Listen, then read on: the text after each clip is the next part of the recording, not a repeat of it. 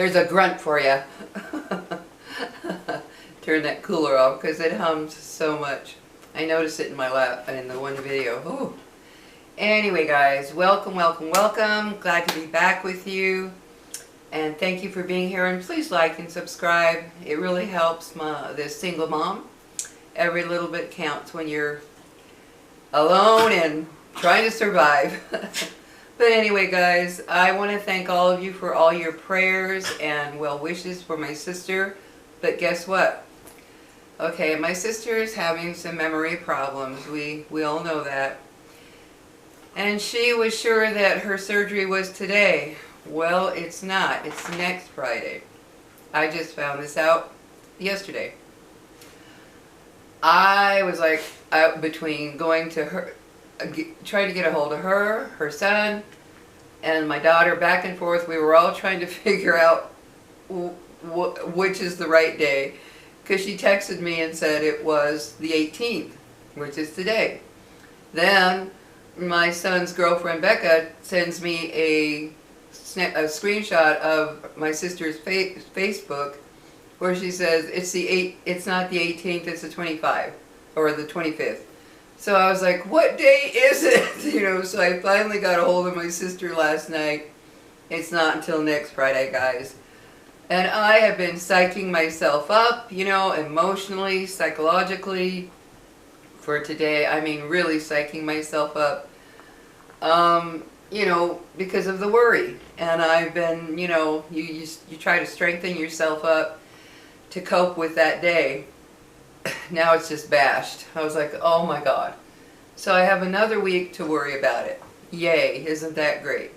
So, anyway, I ask that you keep up your prayers, your well wishes, whatever it is, like I've always said, whatever you believe in. I'm not one of those people that it's only prayer or it's only a well wish or it's only a vibe. Or I believe all of it collectively is good. So, yeah, I would appreciate it if you would continue for Gloria for July 25th. Oh my God. When I got the news that it wasn't till next week, I felt my body just kind of crash, like, oh my God. You know, I do anyway. I have to psych myself up for, you know, something serious that's going to happen with someone I love and care about. And all that work to be positive and feel good and just believe it's going to be all right, it was gone. It was, well, it's not gone, but you know what I mean. It was for today. So anyway, but how are you guys doing? I hope everything's going well for you. Yesterday my daughter came over with my little grandson Jack, and it was a wonderful little visit. He loves to go to Dollar Tree for Grandma to buy him some kind of toy. And he got a little remote control car. Oh yeah, and that thing works really well. It was $5 and from Dollar Tree. And he was playing with it here, and that thing works really, really well. He loves to go to Dollar Tree, and I love it because things aren't expensive. You know, like I said, I'm living on Social Security, and so I like to get things for my grandkids, but I have to watch the money. So he enjoyed that, and then before we went to Dollar Tree, it was so cute. Out of the blue, he decides he wants to take a shower. I was like, okay. So, you know, he goes in. My daughter lets him hang out in the shower for a while because he said he had to get warm. So I was like, okay, it's the middle of the day. Sure, take a shower. So she showered him up, and while she was showering him, I was sitting on the back porch. Well, he walks out all clean and dressed, and he looks at me and he goes like this. He goes, Grandma, I love your shower. And I was like, well, thank you, honey. And he goes, I love it. And so this little 6-year-old loves Grandma's shower. I mean, that was just so cute, the way he said it and the way he did it. Just the way he said, I love your shower. So dramatic. And I was like, oh my God. And so we went to Dollar Tree, and then my daughter bought us lunch, and we went to Del Taco. Oh, how I love Del Taco. Normally I get the crunchy tacos, but because of not having any top teeth yet, waiting, I don't know what I'm going to do with this situation with the little bone there, but I'm going to have to go in, I guess, again before I can wear my denture. But because of that, I couldn't get the crunchy tacos, so I got their beef cheese burrito. Oh my God, that's so delicious. That thing was so big and fat. It fed me last night, it fed me for lunch, it fed me for dinner last night, and it will feed me again today for brunch. Like I said, I don't eat breakfast. So it'll feed me again today for brunch. I mean, that thing was huge. The meat, the cheese, the lettuce, the tomatoes, everything. Oh man, it's a delicious burrito. I love Del Taco. So we enjoyed a nice lunch, and then they went on their way. She had to go take her other son for his yearly doctor's checkup, you know, and but it was enjoyable. My little grandson is so sweet. He's just the sweetest, kindest little thing. He stayed in the room I have for the kids on the bed, just petting my little Pixie, the one with a splinted leg. And he just sat there petting her and loving her gently, you know, and she was just laying there taking it all in. My poor little girl. 2 more weeks, and I'm taking that splint off. So, yeah, so it was a nice day yesterday. It was a really nice day, and when they come to visit, there's nothing I love more than when my kids and grandkids come to visit me. It just makes me very, very happy. And Jack is such a sweet little boy. I'm telling you, he's just sweet. He's 6 years old, and he's very smart, and he's very well mannered, and it's just a joy to have him around. And so yeah, when he comes over, he knows that Grandma will take him to Dollar Tree to to pick out something. So my daughter drove us there, because I live I live a few minutes, literally. Like, you take a few turns, go up a street, and I'm at Dollar Tree. So I'm real close to one.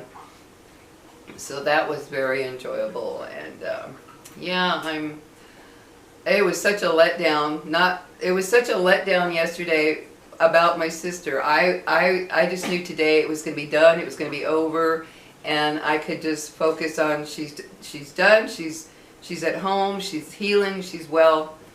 Now I just sit here and think, oh my God, another week, another full week of waiting for this to happen. You know what I'm talking about when you psych yourself up, you know, and you're making yourself believe it's all going to be well, everything's going to be okay, and you work on yourself psychologically to accept what's coming and to deal with it and on a certain day, and then it doesn't happen. It is like a crash. So yeah. But I slept good last night, guys. Thank goodness. I slept pretty darn good. My son and his girlfriend, my son Elliot and his girlfriend, they gave me this stuff called magnesium cream, and you rub a little bit. I think I have mentioned it in another video, but I thought I'd bring it up again. You rub a little bit, like a pea-sized amount, on your thigh or your belly, and it helps you sleep. And this really does work, guys. It's really amazing. I rubbed it on my thigh, went to bed, was watching Grace and Frankie, and before I knew it, I was like, oh, I need to turn that off. And that was it. Next thing I knew, it was morning. So yeah, it works pretty good. But I wanted to ask all of you, I have a friend named Sue, and she is struggling right now very deeply with what a lot of people are struggling with, which is loneliness. I've had my share of that too, and I still do now and then. But she is struggling very, very deeply, to the point of some serious thoughts, if you know what I mean. She's struggling just to get through day by day. Her children aren't exactly, she has 2, and they're not exactly the best things in the world for her. They don't even live in the same state. And she is struggling. It's bad. It's really, really bad. And I would like all of you to say your prayers. Same thing for my sister, do for Sue. Please help please help her with your prayers, your well wishes, your healing, your good vibes, whatever. This is a serious situation, guys. This is not just somebody who's a little down and out. This is somebody who is struggling with loneliness so severely that she doesn't want to be here anymore. And I talked to her, and I'm trying to help her understand what she needs to do to help make her life better. But when you're in that state of mind, a lot of things just don't matter. So I'm hoping with the collective of all of you sending good things for her. Her name is Sue. Or actually her name is Suzanne. I'm sorry. Her name is Suzanne. So for Suzanne, please send all your good thoughts and healing vibes and healing prayers, whatever you can think of to help her. Her name is Suzanne, and she needs a lot of prayer. She needs a lot right now. In talking to her just a couple days ago, she's in bad condition, guys. We're talking really bad. And I get it because I have been there. I was at the point when I was going through my anxiety and depression a couple years back. I was at a point where I thought, don't let me wake up. I do not want to be here anymore. That's what depression and anxiety can do to you. And she's in the throes of it right now, to where it's kind of a dangerous situation. And so I'm asking all of you, she's struggling so badly, and her two kids, not a good situation. Not a good situation. And unfortunately, she doesn't live in my state, so it's not like I can just go visit her. But this is bad, guys. And there are so many people struggling with loneliness, it's not even funny. I mean, I have to bring myself out when it hits me. I have to bring myself out of it, because you can spiral. You can just spiral all the way down with depression from loneliness. Because when you live alone, and I know there are people out there, so don't put in your comments, I love living alone, I love it. Please don't do that, because that makes people who are struggling with loneliness feel even worse. You know, I know there are people out there who say that they love living alone. Well, not everybody's like that. For me, it is a struggle.